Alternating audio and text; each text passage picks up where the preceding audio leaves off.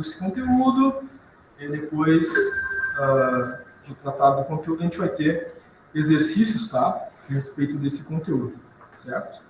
E ali por volta de umas 8h30, 8h45, a gente faz um intervalo de 15 minutos para vocês tomarem uma água, né? Comer alguma coisa, enfim.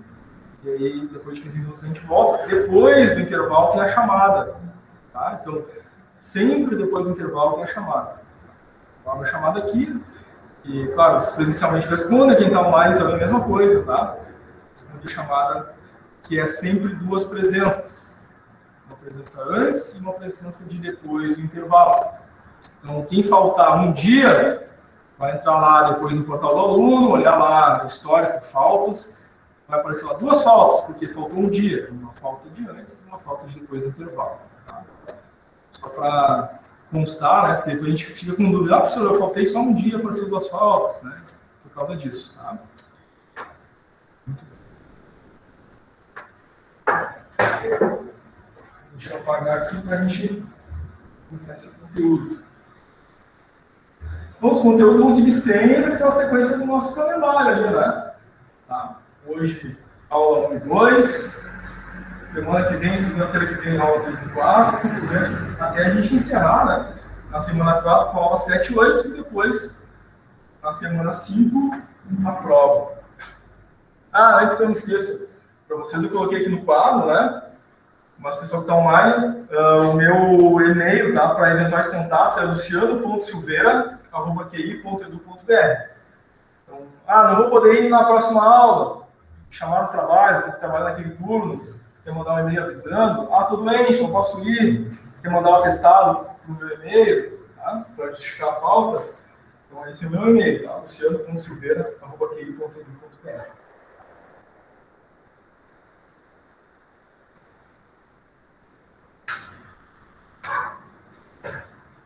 Então, gente, vamos começar, né, com o conteúdo da nossa disciplina de Economia e Mercado.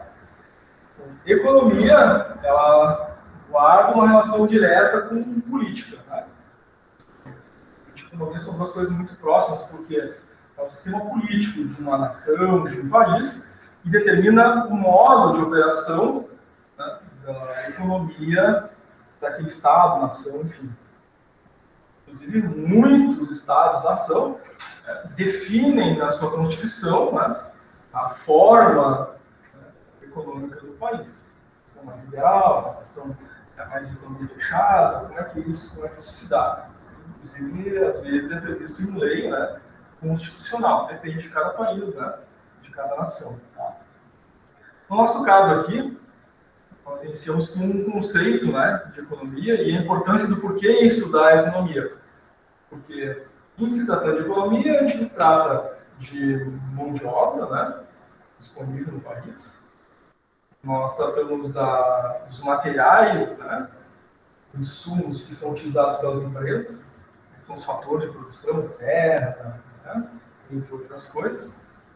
Nós tratamos do tempo e nós tratamos das finanças disponíveis, né, dos recursos financeiros disponíveis. Tudo isso é escasso, ou seja, não é infinito. Então, uma empresa tem 100 funcionários, 250, 3, 4, 1000, mas ela tem aquele limite. Se amanhã eu tenho uma demanda maior e preciso duplicar minha produção, né, eu vou no dia seguinte ter, quem tem 1000 não vai ter 2000 funcionários, né? No dia seguinte. Então, há outras medidas, porque os recursos são escassos. Se ele recebe um pedido extra, né, naquele dia tinha uma previsão de produção de 200 peças, 200 materiais, enfim. Ele recebeu um pedido extra, podia entregar no dia seguinte 400. Não tem como fazer cirurgia com a matéria-prima, né? Nada ali. Né? Então, o recurso, em dado momento, dado espaço e tempo, ele é escasso. Então, as decisões de como utilizar os recursos, né, fazem parte do estudo da economia. Então, a gente tem uma economia que traz regras de funcionamento no plano fiscal, né, que são os impostos. Nós temos uma economia, elementos, né, que trazem regras do funcionamento, né, político. Né. Nós temos regramentos tributários nível nacional, né, no nível estadual, no nível municipal. Para trazer alguns exemplos, no nível municipal a gente tem, por exemplo, o ISS, cada município tem o seu, né, mas está uma previsão legal, um artigo lá da Constituição que prevê a implementação desse imposto. Então, nós temos estadual também o ICMS e, como federal, um exemplo, o imposto de renda. Esse é um regulamento. E esses recursos que o município, o estado e a União, né, a federação, obtém, são limitados dentro da capacidade que o povo tem de pagamento e que as empresas têm de pagamento.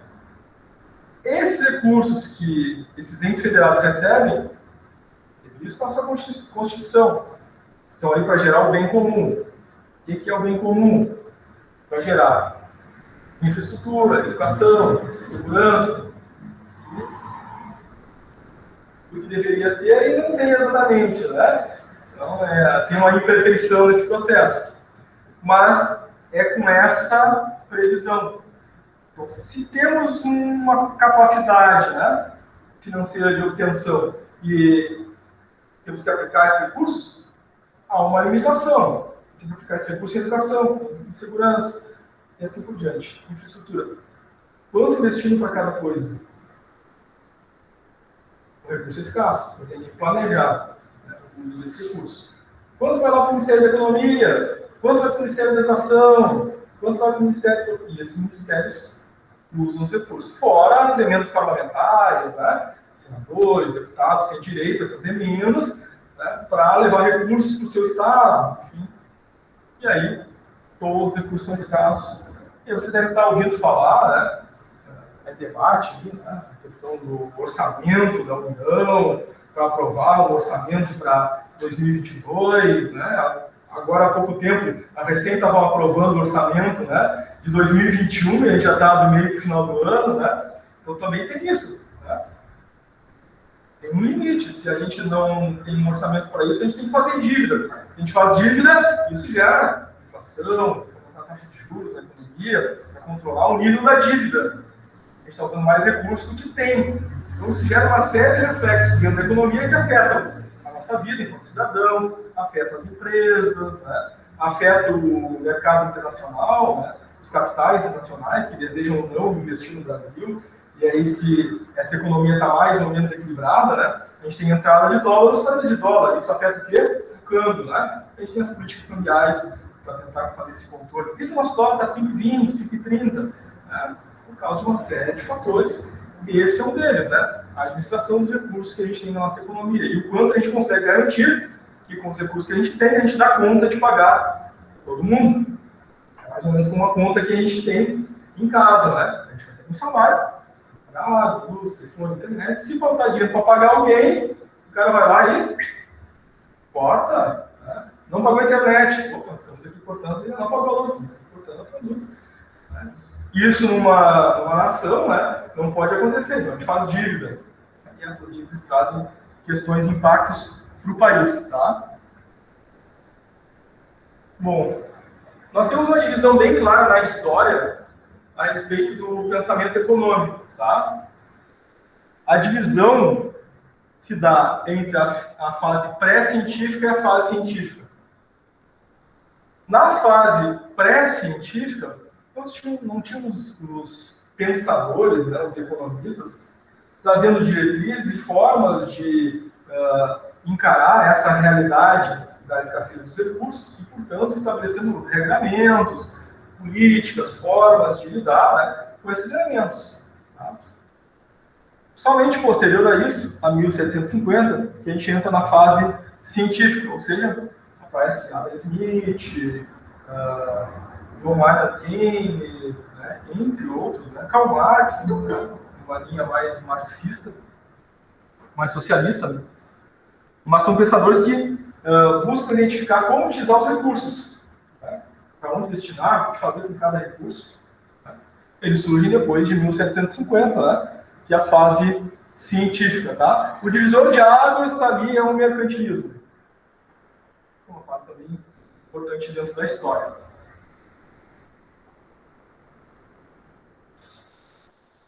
Então, o mercantilismo como uma fase que distingue, né, esses dois momentos, a fase pré-científica e a fase científica da economia, né? O que ele traz de tão diferente assim, né? O que transforma, né? Faz sair para uma fase científica. O pensamento econômico, né? Juntamente com a política, faz um descolamento, né? Da igreja, da religião. Então, muitas das coisas eram definidas por dogmas religiosos. Né? Isso é uma fase tão pré-científica, né? Não tinha estudos, né? Os estudiosos, enfim, né? A academia não se debruçava tanto assim sobre esses elementos.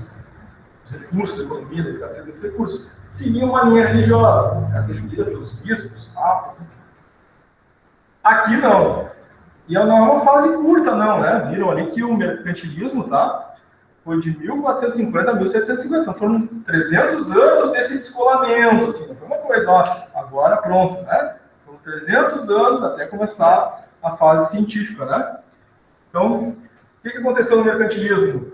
Surgiu ali a cobrança dos juros nos empréstimos, tá? E a busca de lucro e sucesso nos negócios. Por que antes isso era, né, sacrilégio? Uma coisa que não era bem vista pela igreja, né? Cobrar juros, né? É coisa, né? Coisa ruim. Né? Era uma visão, tá? A própria religião evoluiu, né? Em relação a isso, né? Saiu de uma visão, né? Muito politeísta lá na antiguidade, para depois uma visão antropomórfica, né? E aí se descolou, né? Hoje em dia é uma visão muito mais filosófica e de conduta, né, de vida, do que uma visão, né, mais ligada às coisas né, da relação dia a dia humana, né? E aí esse descolamento, quando aconteceu lá em 1750, a religião foi para um caminho e a economia para outro, tá? E aí surgiu a cobrança dos juros. Eu te empresto, né? Estou te, né, colocando um valor que tu não tem. Então, quando tu me devolver, né, tu me devolve com um pouquinho a mais. Que é os juros, tá? A questão do lucro também, né? Então, eu não trabalho, né, para comer, eu trabalho para vender aquilo que eu estou produzindo e obter dali um resultado sobre aquilo que eu investi, né, naquele produto. Então, coisa que não existia antes, né? A ideia do feudalismo, por exemplo, né? O cara trabalha na terra, né, mas ele é um servo, né? Não tem riqueza daquilo, não tem lucratividade do trabalho que faz, né? Destinar toda aquela produção, né? O senhor feudal, e ele fica sobrado a produção, né? Para sua subsistência. Isso muda, né, no mercantilismo. Proporcionar vantagem nas exportações, criar barreiras para importações, saldos favoráveis na balança comercial, isso é muito importante para os países, né?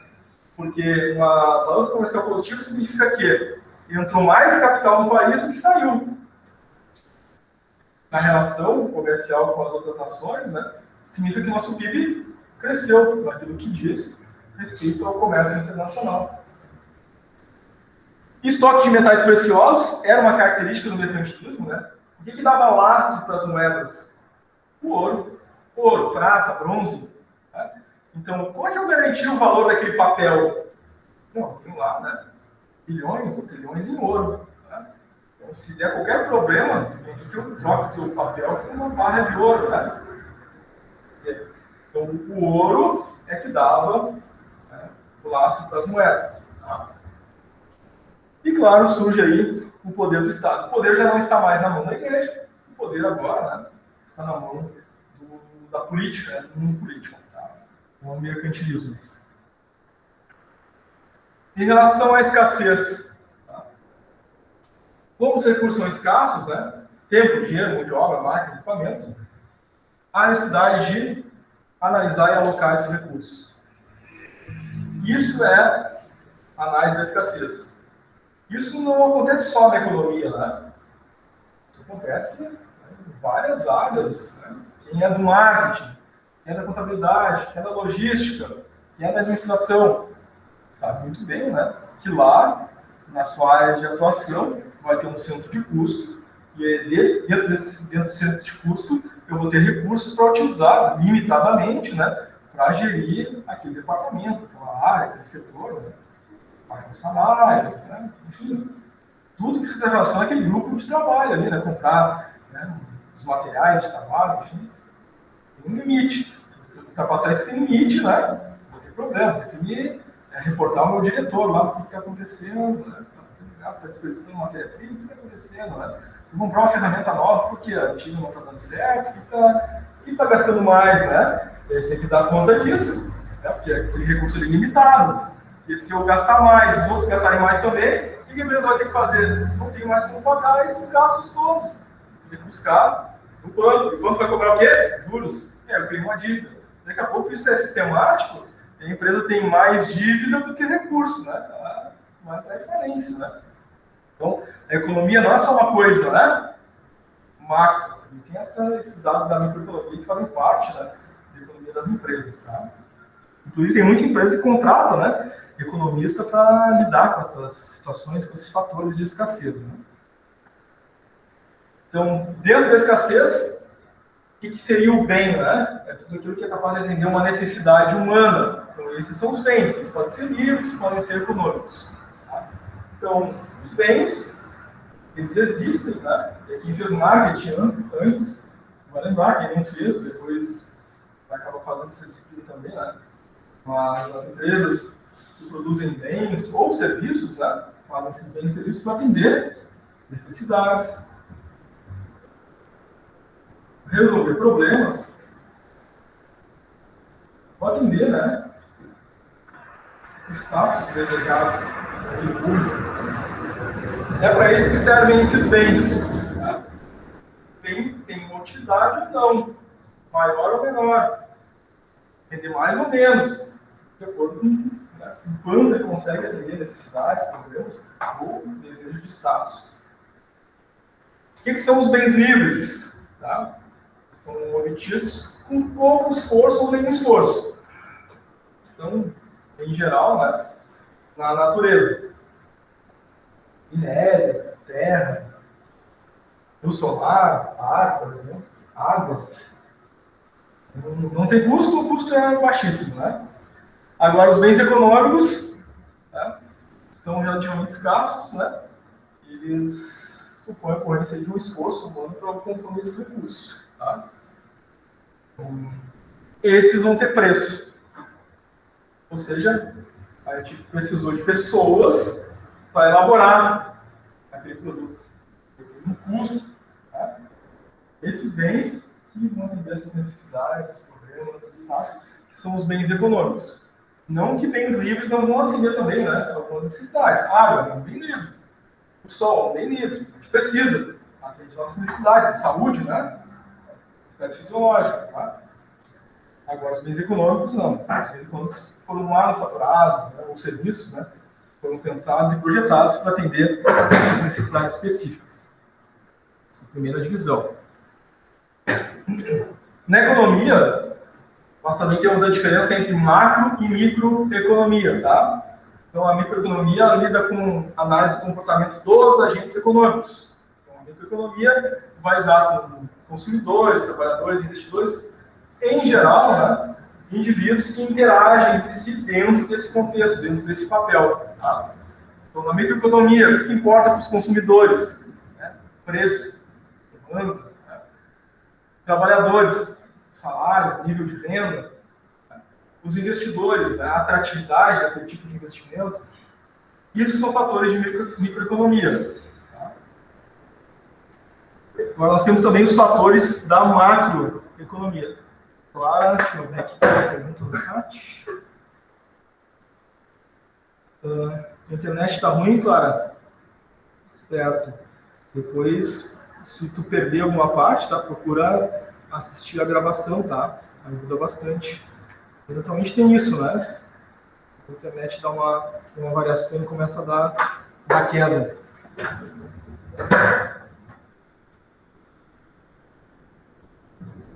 Agora, a macroeconomia ela vai se centrar em elementos, tá, que são base de análise das economias. Inflação, juros, nível de emprego, o produto interno bruto, os índices, né, gerais de preço, IPC, IPCA, assim por diante. Essa é a análise da macroeconomia. Tá? estabelece os dados, as bases da estrutura da economia de um país, que são analisados, né, por empresas, por pessoas, né, e por investidores. Né? Então, tem uma relação direta entre a micro e a macroeconomia. Né? Tá?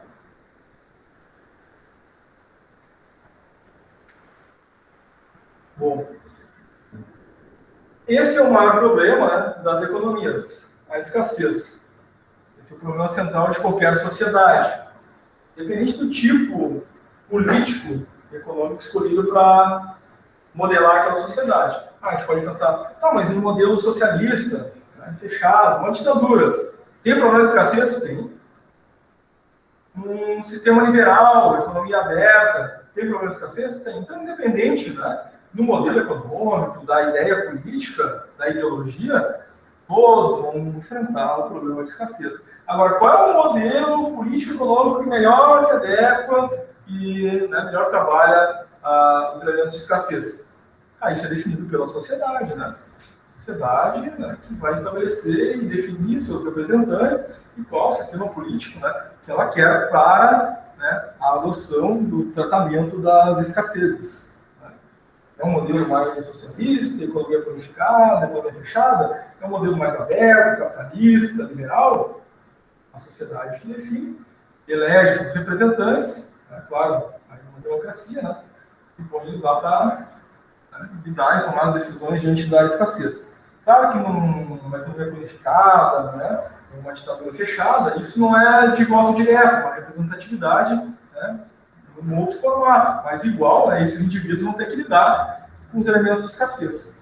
Né, e o povo, né, acaba sendo afetado em função disso do próprio país, né, em função da relação que ele acaba tendo com os outros países, porque a forma como ele lida com os recursos escassos vai fazer com que essa economia seja mais ou menos forte, mais ou menos pujante, né?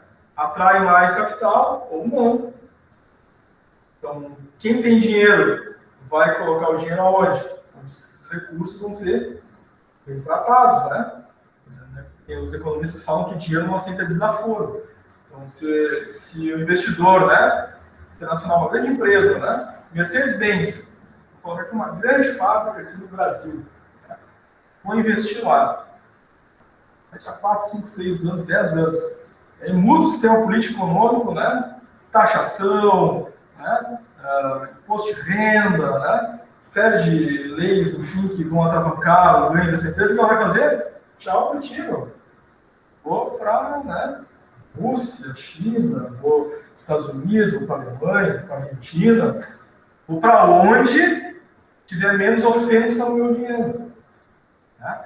E por que, né, tem grandes empresas em uns lugares e em outros não? Por que tem muito emprego em um lugar e outro não? As empresas estão indo para um lugar que, né, melhor estimula, né, melhor trata com esses recursos, que são escassos. O dinheiro é um recurso escasso. Então, são decisões, tá? Então, a escassez, né, força aos economistas, políticos, né, gestores, sejam públicos ou privados, né, porque nas empresas também tem esse elemento, né, de gestão dos recursos, força os gestores, né, a tomarem decisões em relação ao que fazer com os recursos que são escassos. Tá? Bom, uma coisa importante sobre a gestão dos recursos dentro da economia é o tipo, né, específico em que se centra aquela economia. A gente pode ter uma economia de mercado ou economia planificada. A de mercado é a capitalista. Uma economia aberta, ou seja, valoriza o lucro, ganho de capital, né, tende, né, a se basear em políticas macroeconômicas, como política cambial, né, política monetária.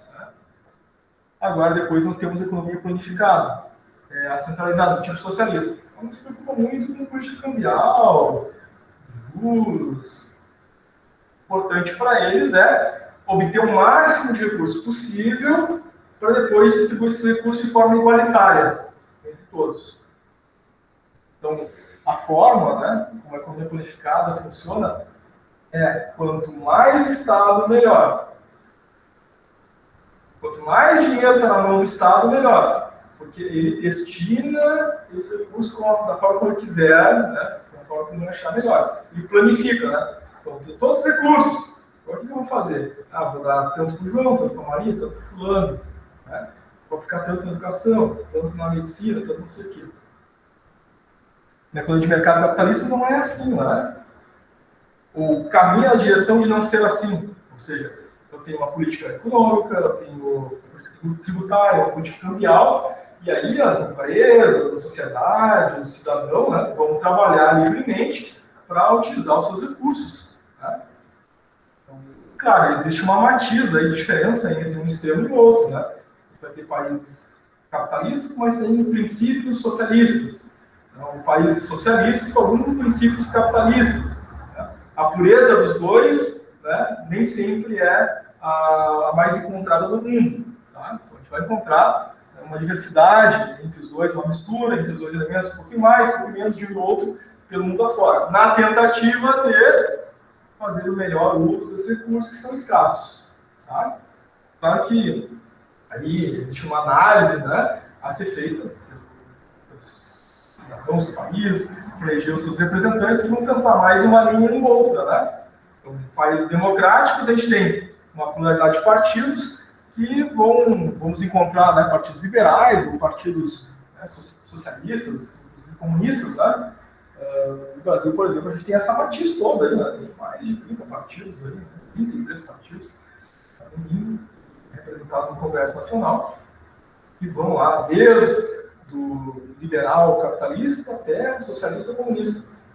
A gente tem uma representatividade muito grande e real. Tem uma discussão aí sobre se isso é producente, ter tanto partido assim, tem tanta diferença ideológica entre um e outro. Tem uma discussão porque isso leva ao quê?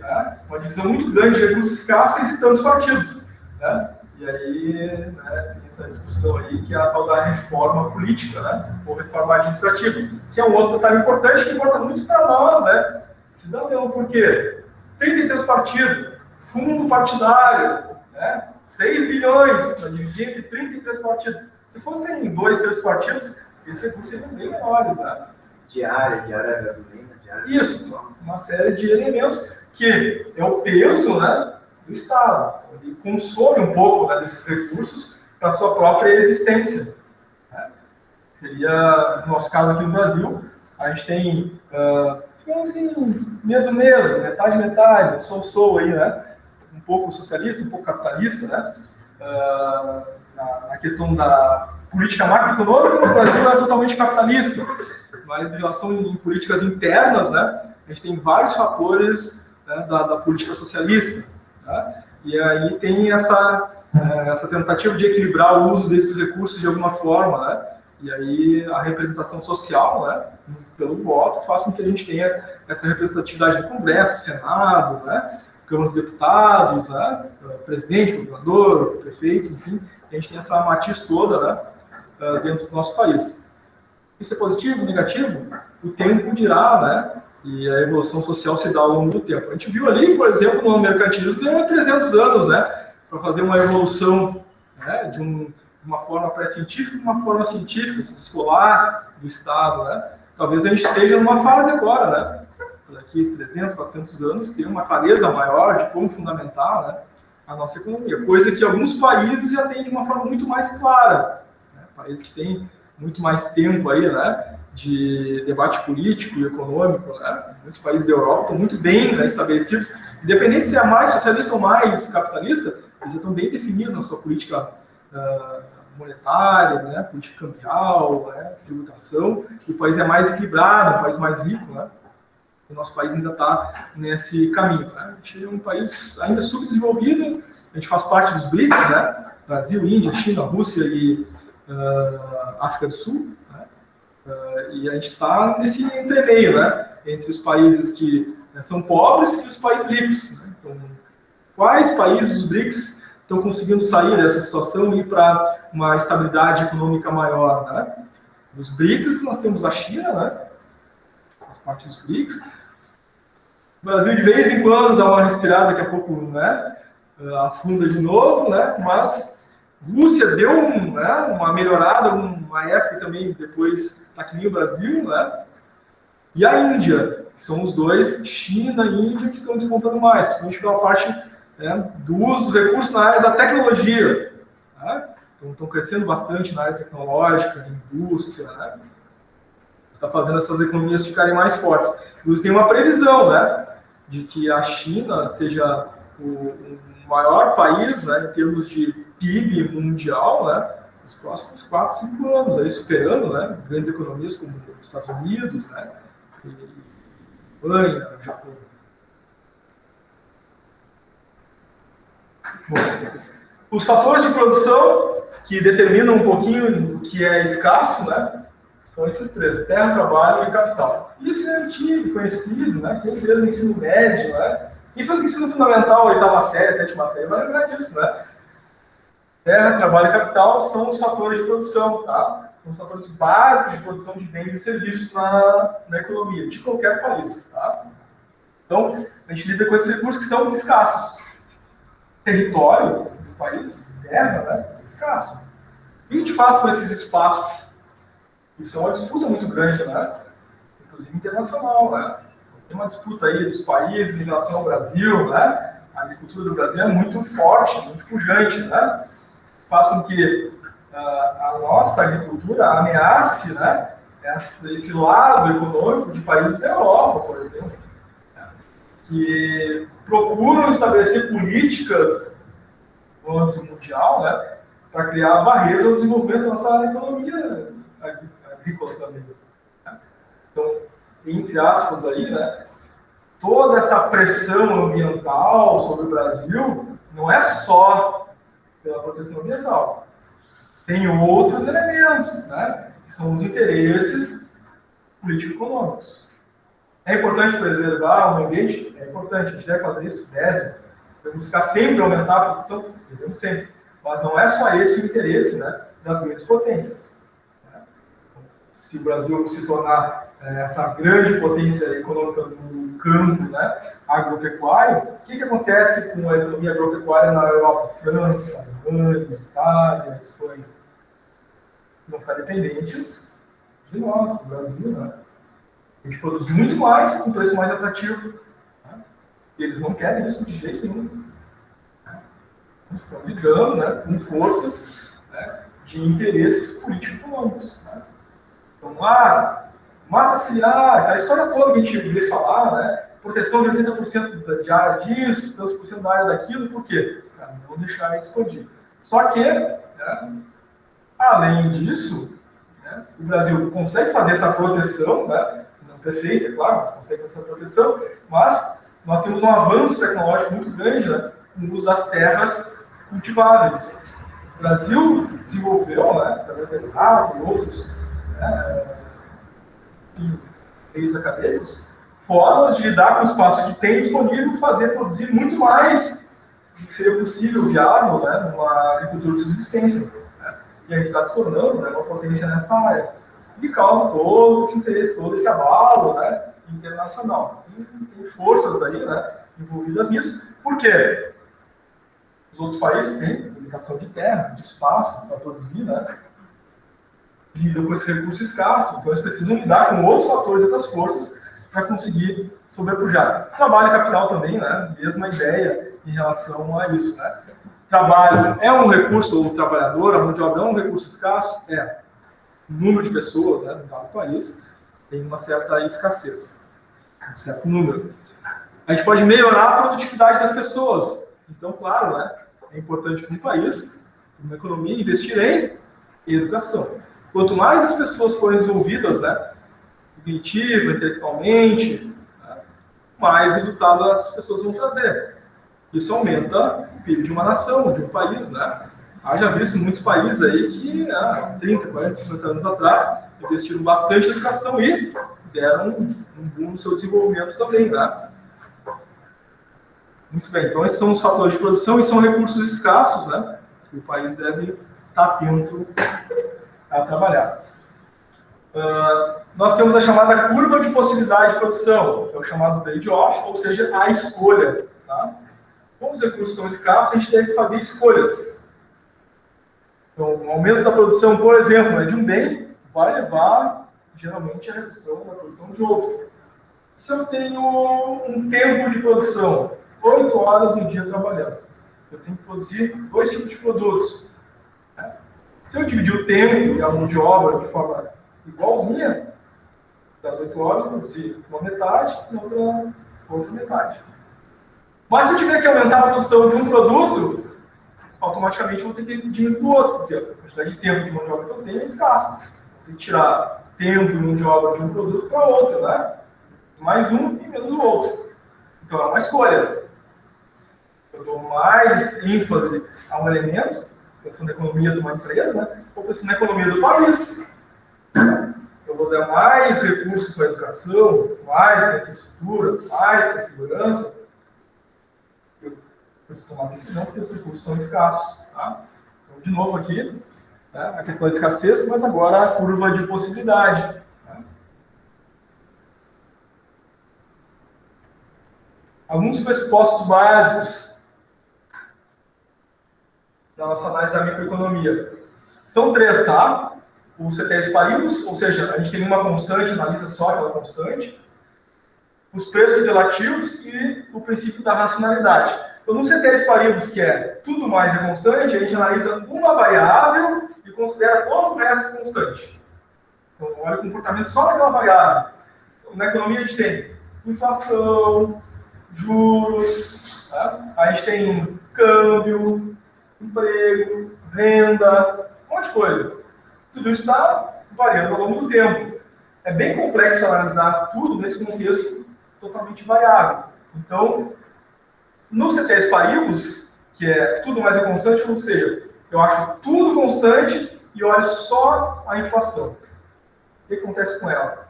Sobe, desce, desce, desce, sobe, sobe, desce, desce, sobe, sobe.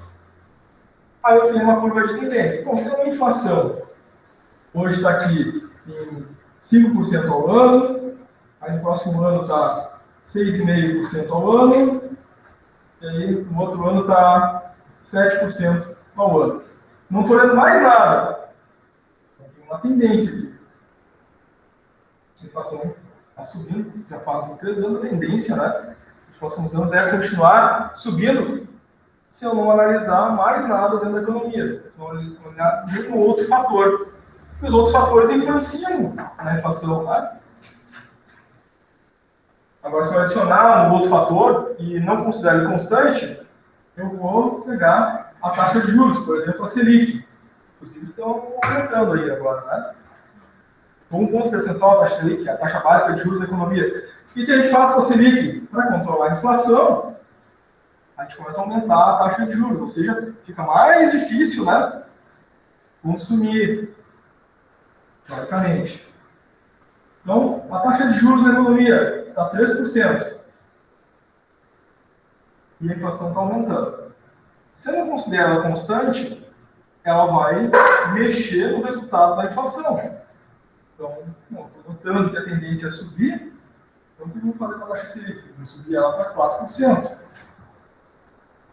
Isso faz com que a gente reduza o consumo, o interesse pela compra, e essa inflação que seria 5%, fica em 5,8%, por exemplo, já não sobe tanto. Agora tem uma interferência, né, entre duas variáveis. Não só duas, né?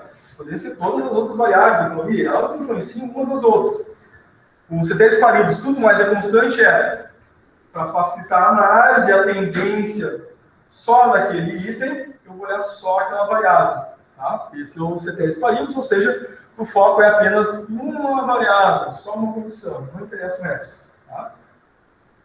Depois a gente tem os preços relativos. Tá?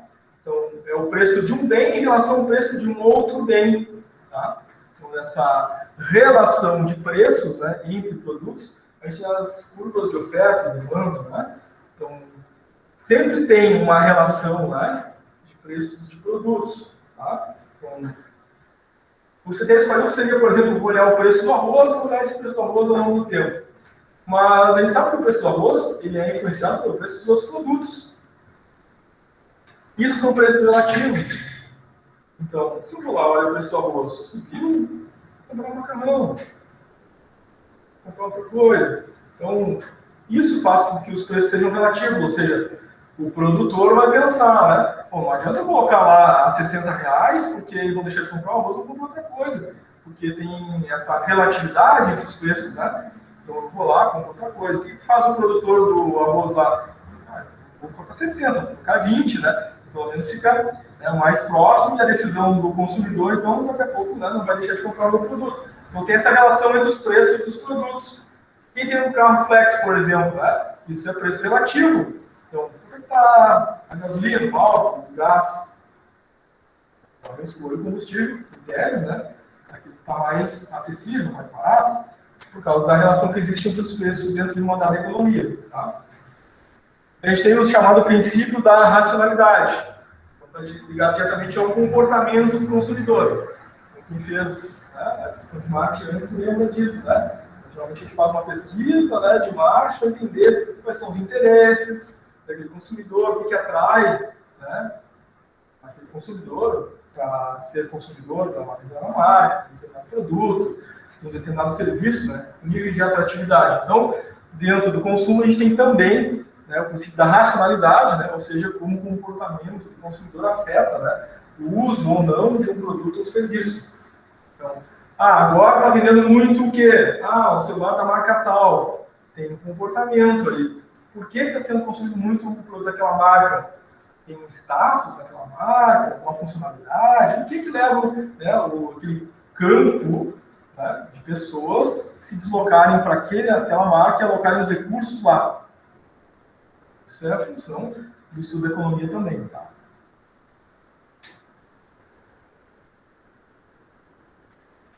Pessoal, antes da gente entrar no estudo da demanda e da oferta, e a gente vai ver também as funções, né, demanda e oferta, alguns cálculos aí já, né, de economia. Vamos fazer um intervalinho, 15 minutos, pode ser? Agora 20, 40, 20, 55, a gente retorna, e a gente faz a chamada e continua o conteúdo, e mais no finalzinho da manhã não, da noite, né, eu já deixo uns exercícios para vocês, tá? 15 minutinhos então, voltamos aí às 20h55. O pessoal que está online, intervalinho, gente, 15 minutos, tá? Banheiro. Banheiro, vamos aqui na frente, sabe essa porta que já fica masculino ficar à direita.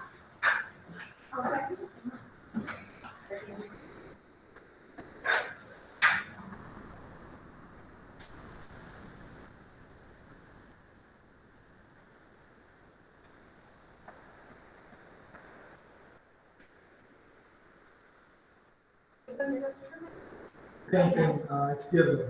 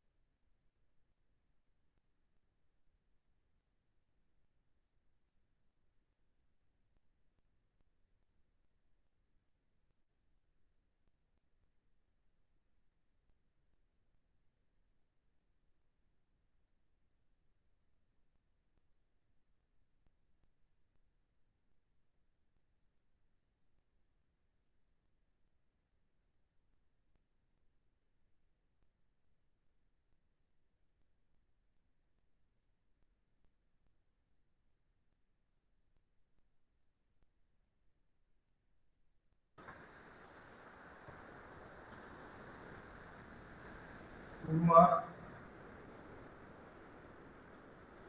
Só a nossa chamada. Temos aqui na nossa chamada, tanto online quanto presencial, 45 alunos.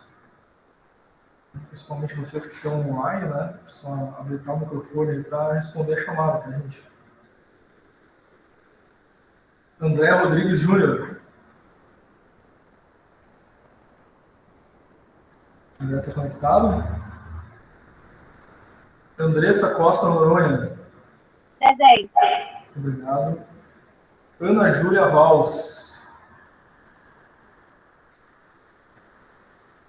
Antônio Augusto. Gente. Antônio Augusto não. Brandon Nunes. Presente. Obrigado. Carlos Henrique Lima. Presente. Clara Costa Rodrigues.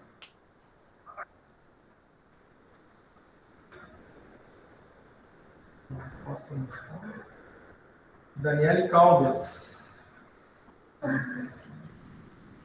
Daniele Ávila. Daniele Conceição.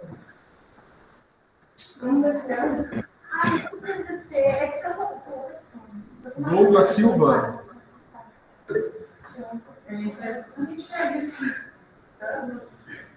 Elizabeth Silveira.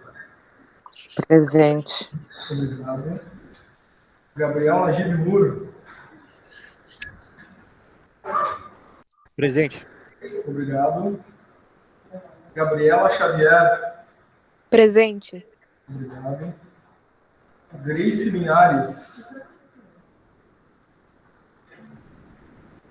Gustavo Inácio. Presente. Obrigado.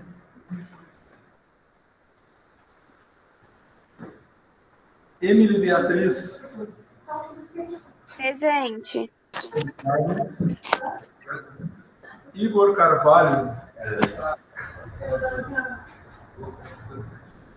Jéssica Silveira.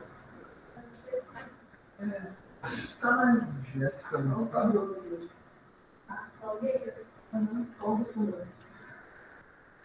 Josiel. Júlia Michele.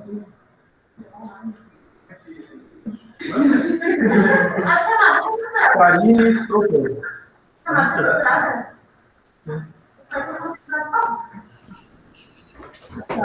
Karine não. Kemelin Ventura. Luiz Eduardo. Luísa Amaral. Oi, tô aqui. Obrigado. Maiara Lopes. Presente. Obrigado. Manuela Robalo. Presente. Obrigado. Maria Eduarda Medeiros. Presente. Obrigado. Micaela Klein. Natália. Aqui. Fugiu, Natália. Paola Rodrigues.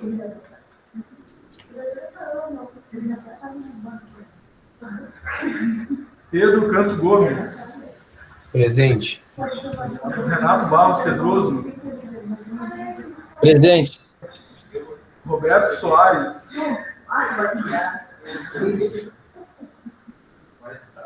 Sara Portela.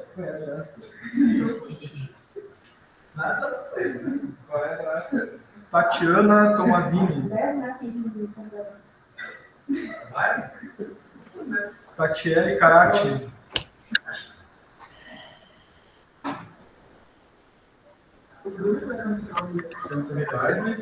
Vitor Matheus. Presente. Obrigado. Vitor Ramiro. Presente. Obrigado. William Eduardo. Yuri Valins.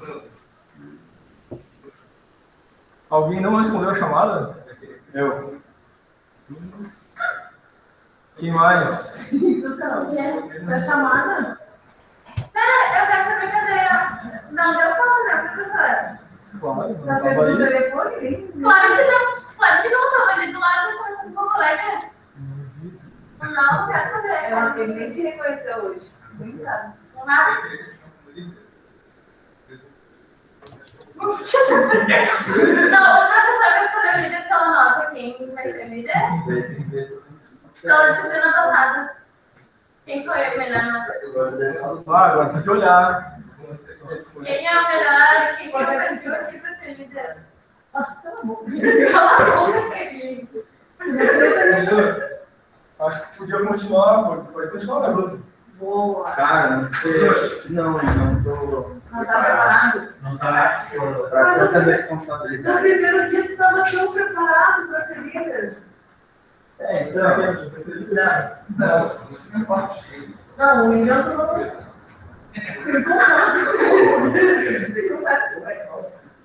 Cadê o. Daniel, foi que você ouviu, Sério. Nossa, pergunta pessoal. Todo mundo fala isso. Mas não é comigo, tem que ver com a secretaria. Acho que eles vão falar com a secretária. O professor vai ser o líder já. Não serve para líder. Como que não? Não, Eu vou colocar lá depois no Classroom um formulário para quem quiser se candidatar, né, a líder, e depois a gente faz a votação na próxima aula. Aí, durante essa semana eu coloco um formulário lá, quem quer ser candidato a líder, põe o nome e a gente volta na próxima aula. Tá? Pessoal, então vamos continuar a nossa primeira aula, né? Agora, estudo da demanda e estudo da oferta. A gente vai ver os conceitos, né, de oferta e demanda e também as funções, tá? Oferta e demanda e o equilíbrio correspondente. Então, a gente começa com a Lei Geral da Demanda, que diz que tem uma relação inversamente proporcional entre a quantidade demandada, procurada pelo mercado e o preço de um produto. Ou seja, quando a quantidade demandada é maior, é função de um preço menor. O preço maior, né, leva à questão de uma redução da demanda. Então, é inversamente proporcional. Então, essa curva que a gente vê aqui agora, nós temos o eixo do preço e o eixo da quantidade. Vejam, conforme o preço vai caindo, o que acontece com a quantidade? Vai aumentando. Então, são inversamente proporcionais. Quando uma variável aumenta, a outra diminui. Aí aquela raciocínio, aquela lógica, a regra de 3, né? Regra de 3 simples, direta, e regra de 3 simples, inversa, né? Então, a regra de 3 simples inversa são variáveis inversamente proporcionais. Nesse caso, na Lei Geral da Demanda, preço e quantidade são variáveis inversamente proporcionais. Então, preço, quantidade. Quando o preço aumenta, a quantidade diminui. Quando o preço diminui, a quantidade demandada aumenta. Aqui nós temos a visão do consumidor, tá? Então, é a visão do consumidor. Para ele, é interessante quando o preço diminui, que aí ele aumenta a quantidade de compra. Para ele, não é interessante quando o preço aumenta, ele diminui a quantidade de compra. Tá? Essa é a lei geral da demanda. Na curva da demanda, nós temos alguns efeitos. Um deles é o efeito substituição, que pode alterar um pouco essa lógica, tá? Da proporção quantidade e preço. Então, se um bem tem um substituto, algo similar que possa satisfazer aquela necessidade, lembram, né? Que um bem ele satisfaz uma necessidade, resolve um problema, atende um status desejado. Então, quando o preço aumenta, o consumidor passa a adquirir o bem substituto.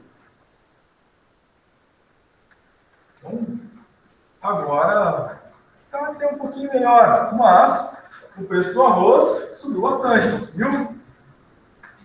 5 quilos de arroz era mais ou menos entre 7, 10 reais, chegando até 11 os mais caros.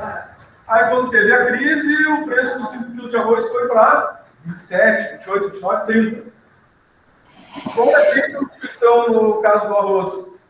O efeito de substituição é, bom, se o preço está 30, uma boa parcela desses consumidores deixou de consumir o arroz e foi consumir outro carboidrato. Substitui por outra coisa. Né? Por quê? Batata, macarrão, outra coisa. Né? E hoje? Substituiu. Muita gente substituiu o arroz por outro grão de bico, outra coisa. Porque R$30 para muitas pessoas é muito caro. Uma família grande, comprava uma quantidade grande na cesta básica, pesa. Então esse é um efeito de substituição.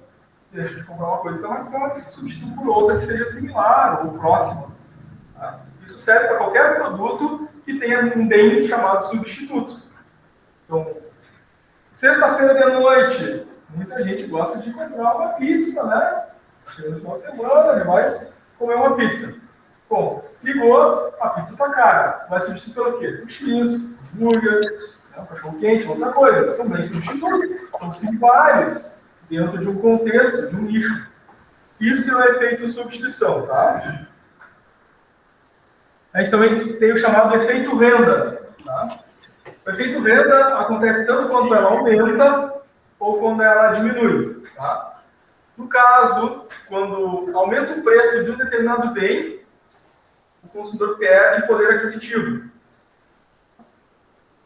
O mesmo acontece quando tem um aumento da renda, aumenta o poder aquisitivo. Então, aumentando o preço do produto ou aumentando a renda, há um efeito renda, há um impacto na renda do consumidor. Ele pode aumentar ou diminuir a conta em função do impacto que ele tem na renda dele. Tá?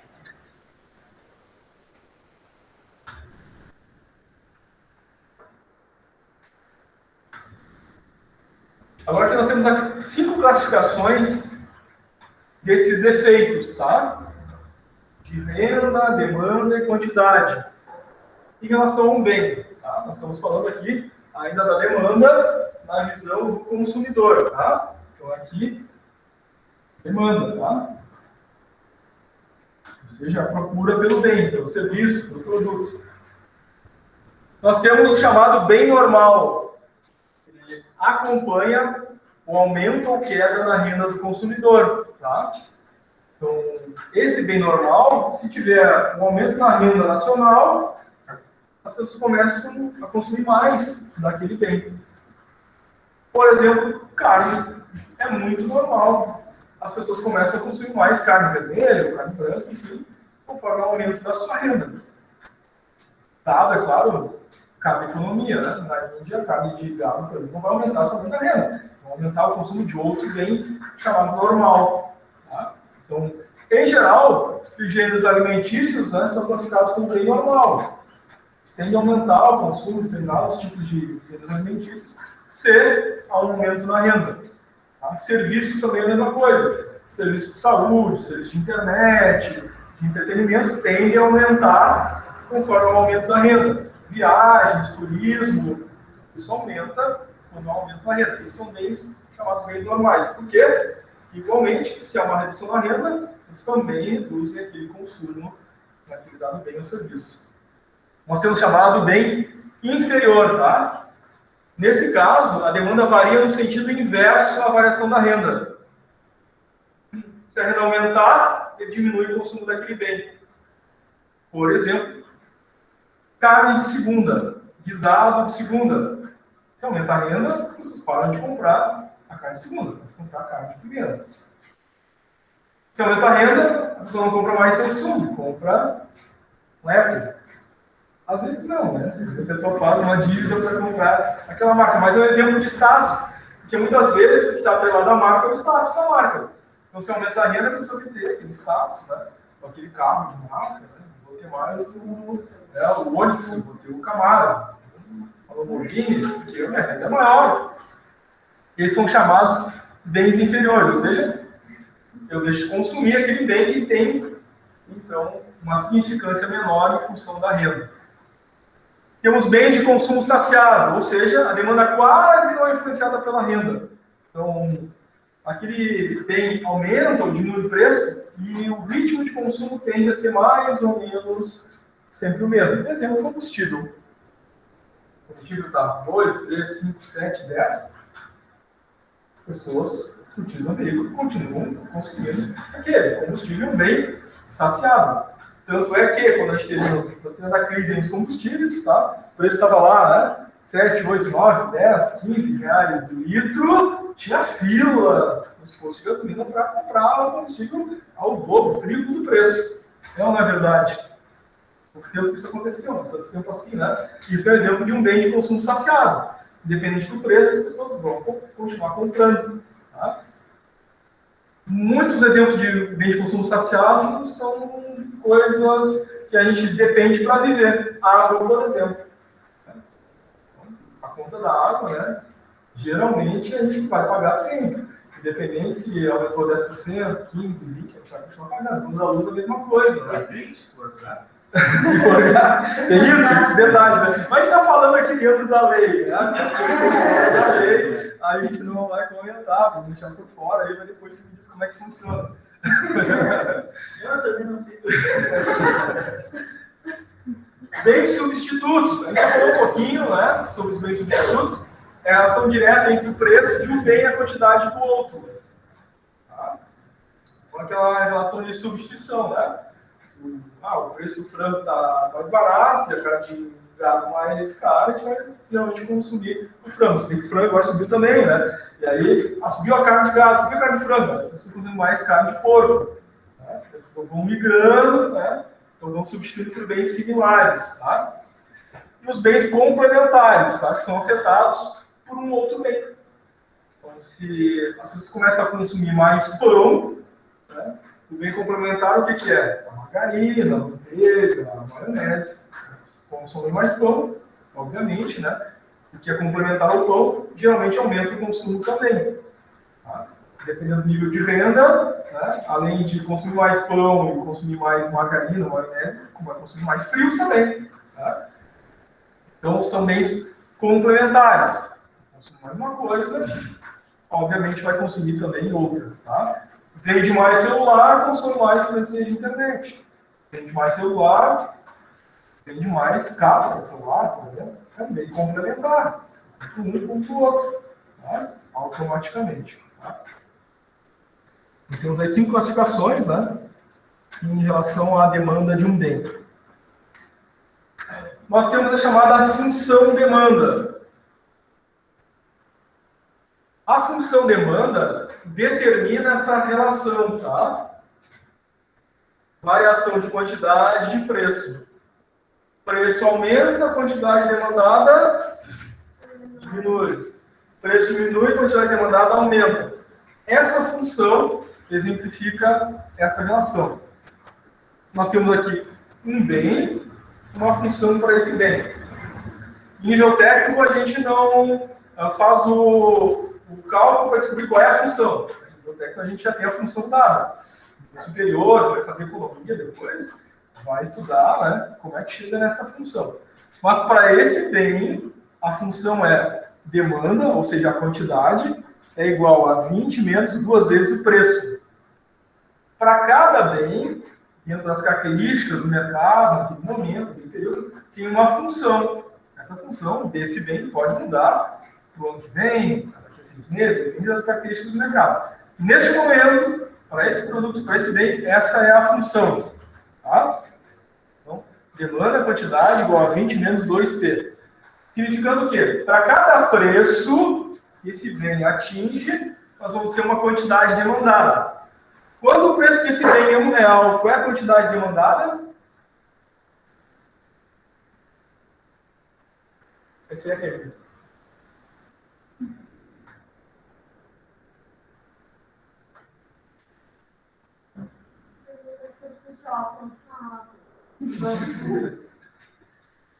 P é quantidade, P é preço. Aqui nós temos uma coluna de preços. Quando o preço é 1, qual é a quantidade demandada? Eu faltei essa aula de matemática nisso. Se P é preço e o preço é 1, eu substituo P por 1. 2 vezes 1, quanto é que é? 2. 20 menos 2. 18. Então, se o preço 1, a quantidade demandada é 18. 18. Então, vamos errar essa na prova, hein? Mais uma questão certa na prova, com certeza.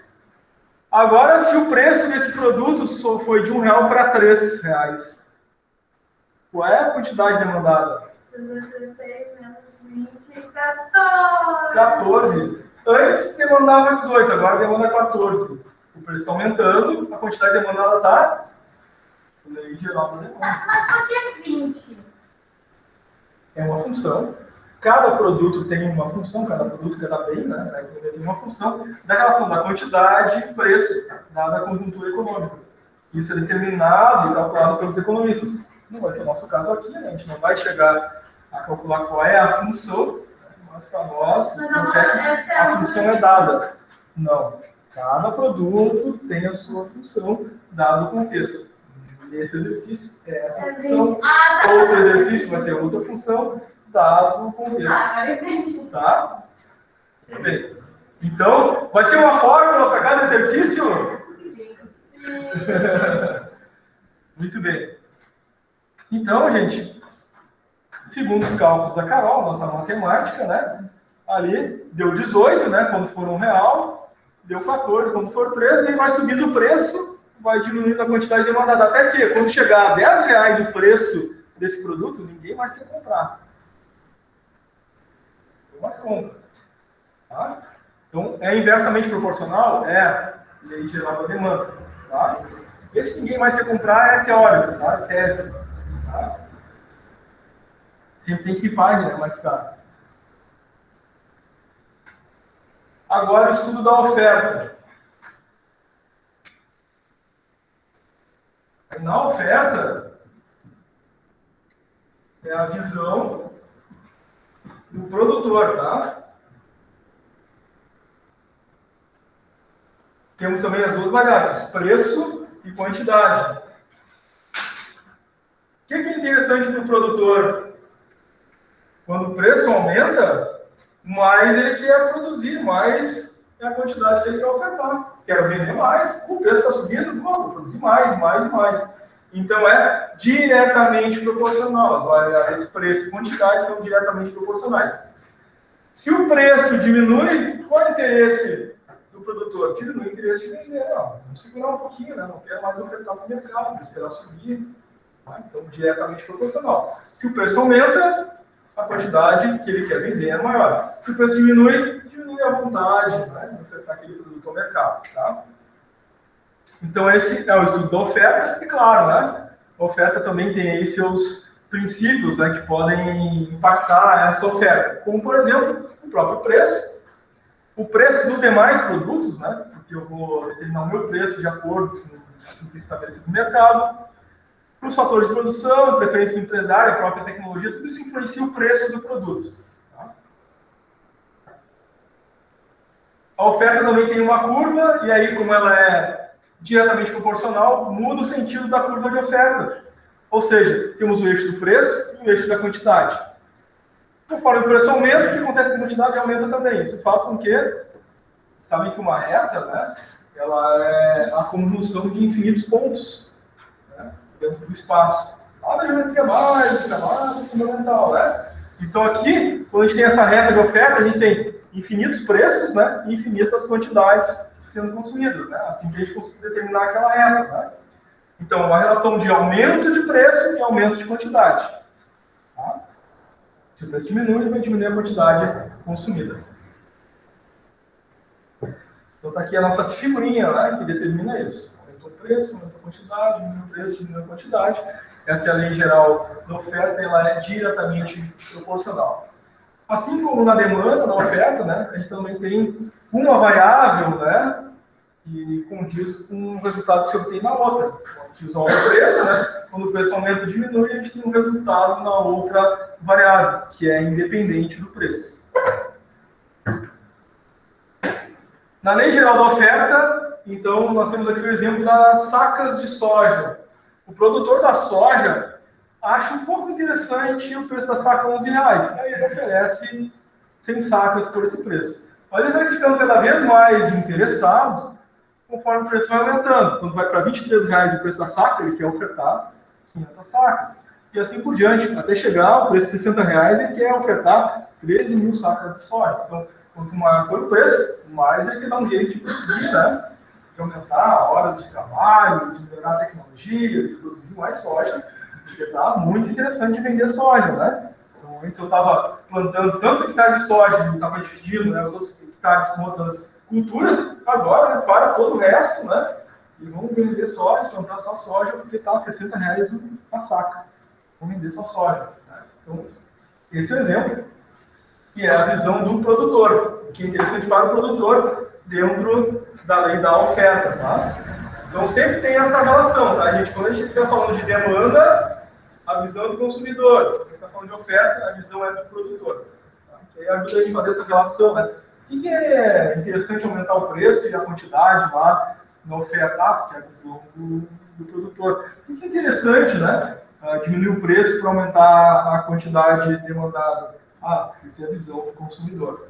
Então, ajuda a gente a fazer essa conexão, tá? Agora temos uma função. A função da oferta, ela é determinada pela letra S ou letra O, uma das duas, tá?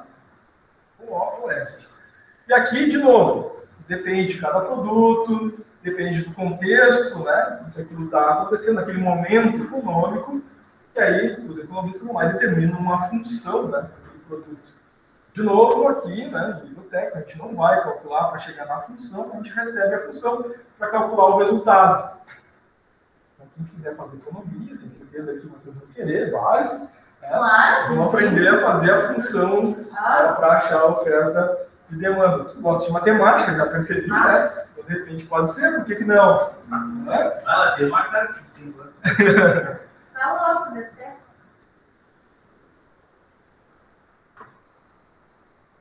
Luísa colocou aqui no chat se recebeu presença. Não me lembro se tu respondeu. Se respondeu, sim, Luísa. Mas depois eu dou uma olhada. Agora que eu fui ver ali a mensagem da Luísa. Já até abandonou a conexão. Então não vai ter presença. Então aqui, gente, função oferta. S igual a menos 8 mais 2P. S vai ser a quantidade ofertada. P é o preço. Então, estamos de novo aqui as sacas de soja, só que agora mudou os preços. Quando a saca de soja for R$9, o preço dela, quanto vai ser ofertado ao mercado? Tá. É 9? É. 9 vezes 2, 18, mais 8, 19. 22, 456. 26. Ali é menos 8. Tá, menos, desculpa. Menos. De cabeça. 18, 10. 10? Não, mas 10 é menos. Não, pera. 2 vezes 9, 18. Menos 8, 10.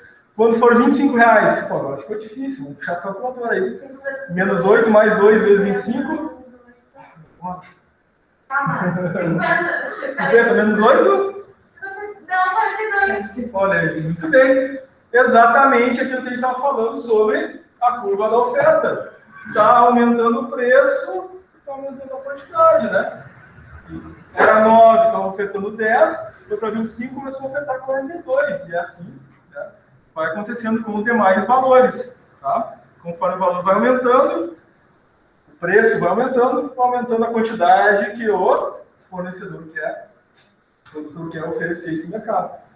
Não esqueçam, né? P é preço, substitui o preço no P e aí chega na quantidade da oferta, assim como a gente fez lá na quantidade demandada. Né? Tudo bem. Estamos indo bem, acho que vai dar bom. Agora aqui, vocês têm um tipo de enunciado que vocês podem encontrar numa avaliativa, vocês podem encontrar numa prova. Né? Em algum momento, né, vocês vão encontrar um enunciado e vai ter as alternativas lá, né? Marca a alternativa A, B, C, D. Nesse caso aqui, considere a função O, oferta, menos 25 mais 9P, onde P é o preço, por unidade de bem ou serviço, O corresponde à oferta do mercado. Quantas unidades serão oferecidas para a venda quando o preço for 12? Simples, substitui 12 lá no P, né? Então vai ficar oferta menos 25 mais 9 vezes 12. Menos 25 mais 108, 83 unidades oferecidas para a venda. Simples, matemática básica, né? Soma, diminui, multiplica, sem surpresa. Né? Não tem derivado integral, não tem nada disso, né? Bem tranquilo, né? Mas faz tempo, né? Antigamente vendia lápis com tabuada, não começava a lembrar. Eu tirava, né? Nós temos também uma situação de equilíbrio de mercado. Quando é que acontece esse equilíbrio de mercado?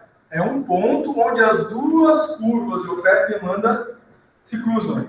Ou seja, tem um equilíbrio.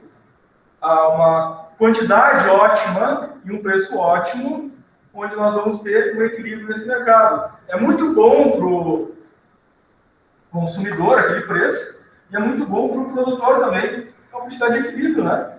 Tudo que eu estou ofertando está vendendo, né? Porque o preço é bom também para o consumidor. Então, na nossa curva, né? Aqui de preço e quantidade, nós vamos ter a curva de oferta e a curva de demanda. Esse ponto aqui, onde as duas se cruzam, é o equilíbrio do mercado. Então, eu tenho um preço lá, por exemplo, R$6, eu tenho uma quantidade, por exemplo, lá 30. Então, quando o preço for 6, a quantidade demandada pelo consumidor é 30, e quando o preço for 6, a quantidade ofertada pelo produtor é 30 também. Isso é equilíbrio de mercado. Eu tenho preço de equilíbrio e eu tenho uma quantidade de equilíbrio. Tá? Então, esse aqui é o meu ponto de equilíbrio. Aqui na prova. Principalmente para quem está olhando o celular. Pode tirar uma foto desse gráfico? Pode tirar uma foto desse gráfico? Pode, mas vai aparecer aqui também. Tá dando um spoiler, né? Nos próximos episódios. É que eu quero mandar para o meu professor de matemática. E o ex-professor de matemática, mas ele vai achar lindo esse gráfico. É que eu não sabia que ela estava na matéria dele, daí ele dizia, tu nunca vai trabalhar com isso. Porque aí deu um provocar. Professor, Danado. eu tava lá embaixo quando você já fez a chamada. Qual é teu nome? Davi. Davi? Tá, depois eu conto a presença de Davi. Obrigado. Pode deixar que eu nunca me esqueço disso. Confia? Só lembra toda hora ele. Só me lembra, né? Cada 5 minutos ele lembra. Não me esqueça. Então tá aqui, né? Tinha prometido que no próximo capítulo, né, dessa linda história, nós teríamos aí de novo o gráfico do preço de equilíbrio, tá? Preço e quantidade de equilíbrio, né? Então o ponto de equilíbrio é o ponto ótimo, que o preço, né, facilita, né, a visão do consumidor e facilita a visão do produtor. Olhando essa tabela, né, aqui logo ao lado, nós vamos ter ali diferentes preços ofertados, 1, 3, 6, 8 e 10, e nós vamos ter ali diferentes quantidades ofertadas e diferentes quantidades demandadas. Então, quando o preço é R$1, quantidade procurada 11, ofertada 1. Ou seja, a R$1, muita gente ia comprar 11. Tá bom o preço? Vamos lá. Mas o produtor, vender isso aqui a R$1, produz 1. Mas aí o preço vai aumentando. Quando o preço chega a 3, 9 pessoas continuam querendo comprar. E aí o produtor, já está melhorando, produzir 3. Aí chega então o preço a R$6. Aí a quantidade procurada diminui mais um pouco, para 6. E o produtor, agora melhorou, vou produzir 6 também. Então esse é o momento do equilíbrio. Tá? É um exemplo. Vai ser sempre assim, né? O preço e as quantidades podem variar de acordo, né, com aquilo que a gente está fazendo, tá? Então esse é o preço de equilíbrio. Então sempre que o preço for menos atrativo, vai ter excesso de procura. Menos atrativo para o produtor, mais atrativo para o consumidor. Então, tem excesso de procura, menos vontade de produzir. Sempre que o preço for maior na visão do cliente, tá, nós vamos ter um excesso de oferta por parte do produtor. Está ofertando mais, menos que você comprar um mais caro. Não existe um ponto ideal ali, tá? Que é o chamado ponto de equilíbrio. Agora, nós temos as duas funções no mesmo enunciado para determinar esse ponto de equilíbrio. eu tenho uma função demanda e uma função oferta. Quando é que nós temos equilíbrio entre as duas? Quando as quantidades são iguais. D demanda, é a quantidade demandada. O S é oferta, a quantidade ofertada. Então é D igual a S. O momento de equilíbrio é D igual a S. Função demanda igual a função oferta. Então eu pego a função igual a outra. Temos ali, né? Necessidade de calcular o equilíbrio. Uma demanda, função demanda 40 menos 2P, e uma função oferta menos 15 mais 3P. Então vai ficar 40 menos 2P igual a menos 15 mais 3P. Ou seja, demanda igual a oferta. Só isso, simples, simples. Tá? Faça cara de... Não faça cara de triste. Só isso. Tá? Então, tá aqui, ó, igualdade. Demanda igual a oferta. 40 menos 2P igual a menos 15 mais 3P. Bom, a matemática, né, ela nos diz que, quando a gente quer descobrir uma variável, a gente precisa isolar essa variável. Então, a primeira coisa que eu faço tudo que é P para um lado, tudo que é número para o outro. Tendo atenção de que, quando a gente muda o lado da igualdade, muda a operação. Tá? Então, eu vou colocar os números todos para um lado e o P todo para o outro. Então, 40 está desse lado, continua tudo bem, continua no lugar que ele está. Não precisa mudar nada. Agora, o 15, que é menos 15, quando passa para o outro lado da igualdade, muda a operação. Tá? Menos 15 passa para o outro lado, mais 15. Vamos lembrando disso, faz tempo, hein? Quinta série. Faz tempo. Igual, o 3P aqui continua. Agora eu vou trazer o menos 2P que estava lá do outro lado para cá. Mudou a operação, mudou o lado da igualdade. Ficou mais 2P. Ah, facilitou um monte na vida agora, né? Soma ali com 40 com 15, ficou 55. Faço o 3P mais 2P, ficou 5P. 5 está multiplicando o P, né? E eu tenho que isolar o P. E agora, de novo, 5 muda de lado. Quando ele muda de lado, ele muda o sinal. Né? Muda a operação.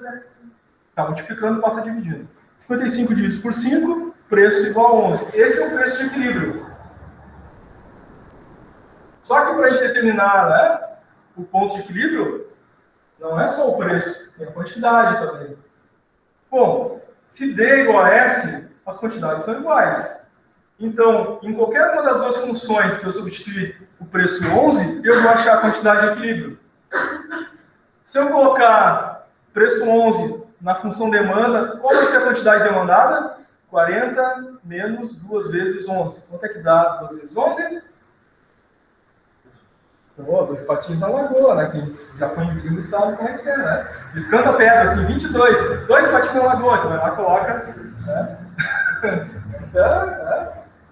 22. 40 menos 22, quanto é que dá? Ah, agora complicou, né? Tá, peraí.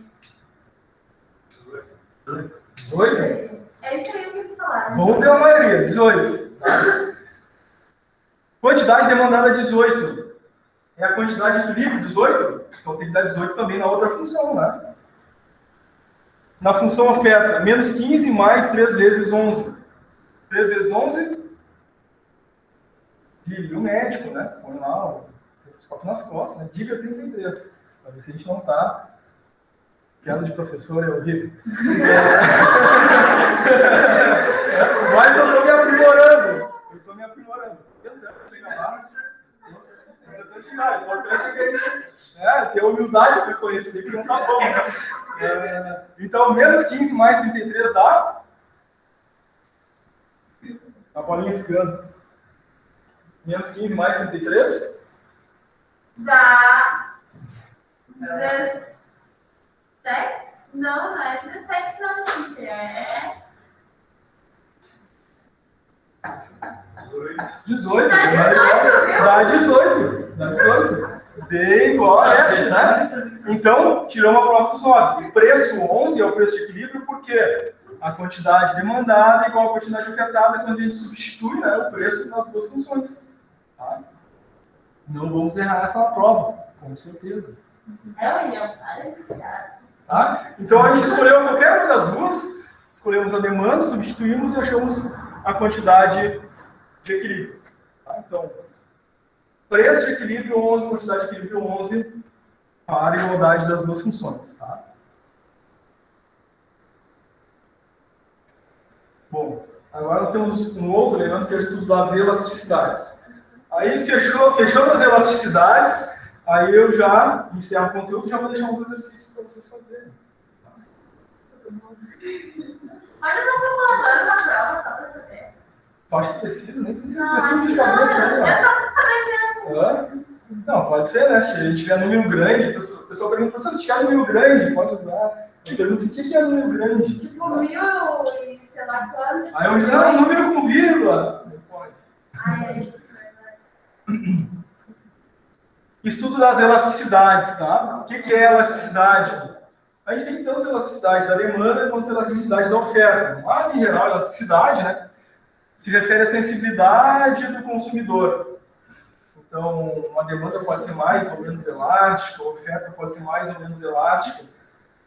Significa o quê? Que dá para ir um pouquinho além, espichar um pouquinho mais aquele preço, porque o consumidor vai reagir de uma forma ou de outra. Então, pode ser mais ou menos elástico.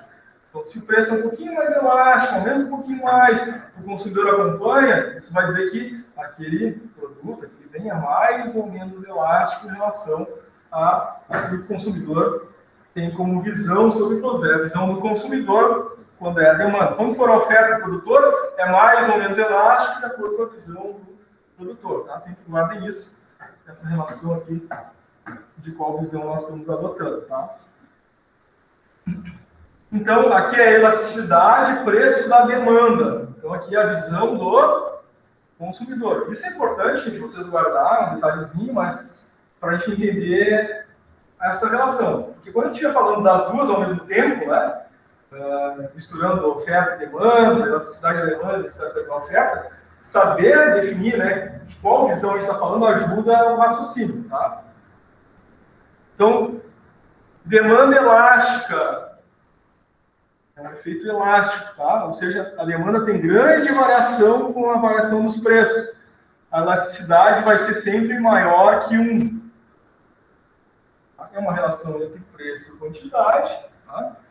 O preço aumenta, a quantidade acompanha. Então, teoricamente, né? Uma quantidade e o preço é 1. Continua vendendo 1. Aumentou o preço. Continua consumindo, né? 2 produtos, 2 quantidades. Opa. Continua o meu consumo. Então, o consumo continua acontecendo. É 1 ou maior que 1. Tá?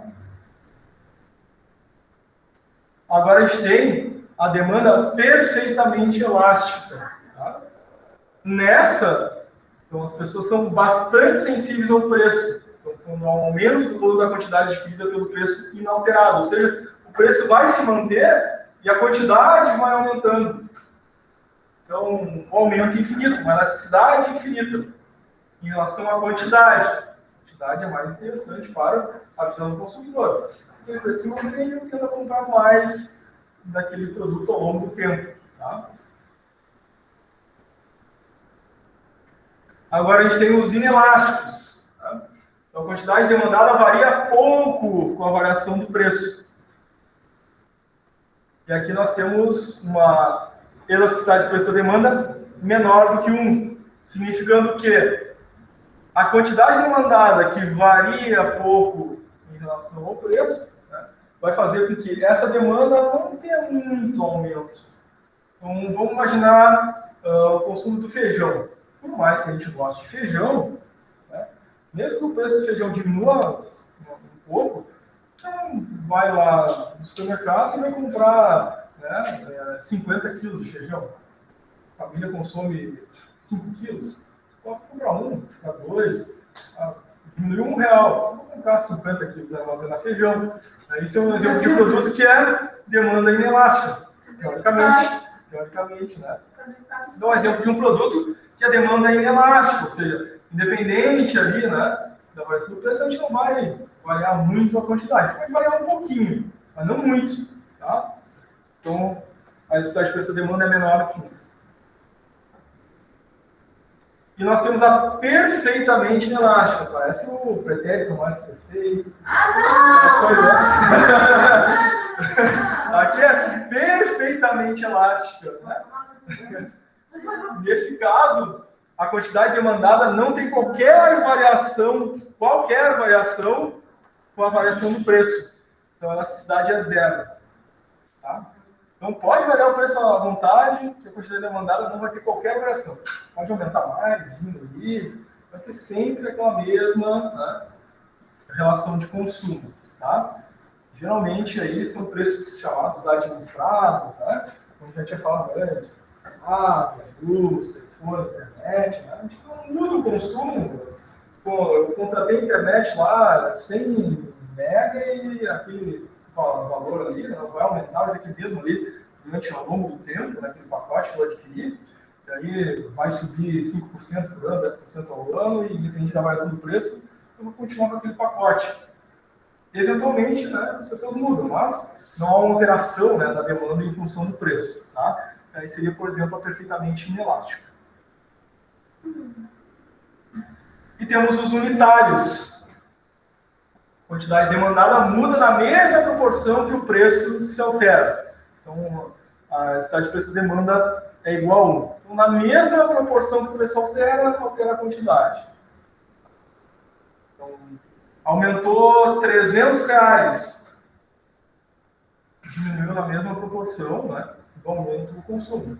Então, não, o produto era 3.000, agora 3.300. Ah, quantos por cento aumentou? 10%. Quantos por cento diminuiu o consumo? 10%. Na mesma proporção. Então, a relação de proporção, velocidade de preço e demanda igual. Tá? Claro que depois, né, a gente vai fazer alguns exercícios aí para calcular essa elasticidade. Agora que a gente está tratando aqui dos conceitos, né? O que é uma elasticidade, o que é a outra, né? Porque o resultado que a gente obtiver do cálculo da elasticidade, a gente vai dizer, opa, essa aqui deu mais que 1, então é tal coisa, é igual a 1, é tal tipo de elasticidade. Então a gente vai ter uma forma de classificar a elasticidade a partir do cálculo que foi feito. Tá? E agora exercícios. Esses exercícios, dá tempo de vocês copiarem, estamos no presencial, né? Mas eu vou colocar esses exercícios também no Classroom. Tá? Então, quem quiser tirar foto, né, especialmente a Carol, que gosta de tirar fotos dos exercícios, pode ficar à vontade de tirar foto desses exercícios, mas eu vou depois colocar esses slides para vocês ali no Classroom, então vai aparecer os exercícios também, tá? Aqui nos slides. Mas, para quem está com um celular, a internet ativa aí, vocês podem fazer esses exercícios, vocês estão presencial aqui, né, também no Classroom, que nem o pessoal que está online vai fazer. Então, eu vou postar no Classroom, tá? Exercícios para vocês fazerem agora, certo? Tudo bem. Jéssica Silveira levantou a mão, pode falar, Jéssica. Sim, boa noite, professor. É que eu demorei 5 minutos